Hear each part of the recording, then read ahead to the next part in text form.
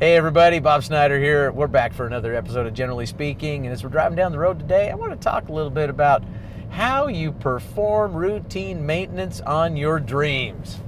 Have you ever noticed that sometimes your dream seems a little elusive? Now let me give you the definition of a dream. I know I've done this before, but a dream in my mind, as far as I define it, is what you one day intend to achieve.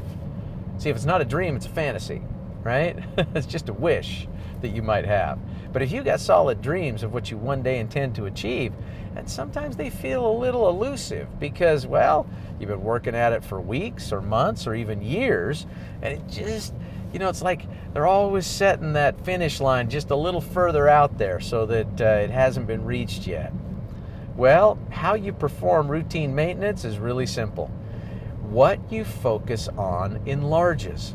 If you focus on the negative around the efforts that are required for the accomplishment of your dream, you'll get caught up in that negativity and it'll create a downward spiral that could take you out of the business and away from that eventual outcome. On the other hand, if you focus on all the good progress that you're making, whether it's just baby steps or major strides, you'll find that focus will enlarge the positive outlook that you have on accomplishment of that dream and that goal. The other thing that you can do along the way is, read good books. Read good autobiographies, read good stories, read stories of individual struggles to triumph so that you know you're not in it alone, that other folks had to be patient with the outcome and continue to push forward to success. Read good personal development and motivational material that will help to craft the proper mindset and create a mental framework that will ensure that you don't get sidetracked by or derailed by the little hiccups and speed bumps in the road to life. Do those things. Make sure that you share your dreams with those people that you love and trust. Now, mind you, sometimes they're not the same. You don't want to share your dreams with individuals in your family or your friendship circle that aren't supportive of those dreams. Make sure that you're going to a good support group and you're saying, here's what I want to accomplish, here's how I'm going to accomplish it, and here's the time frame in which I want to make it happen. And they will pat you on the back and give you applause and make sure that you're feeling good about yourself and the dream that you have in front of you.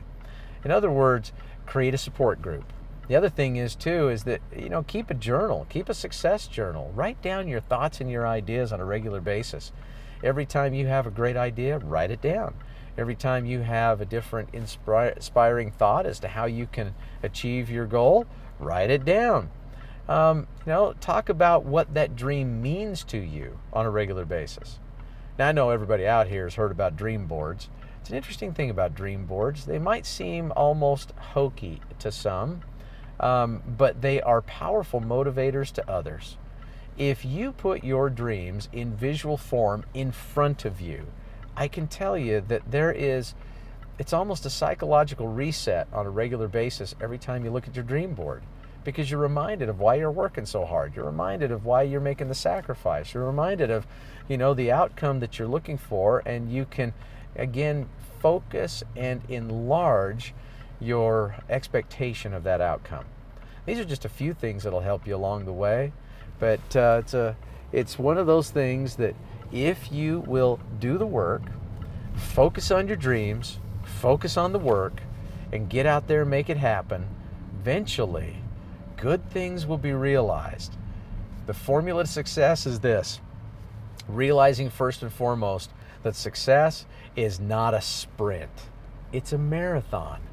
Get yourself ready, because every marathon has a finish line, and you're just on your way there.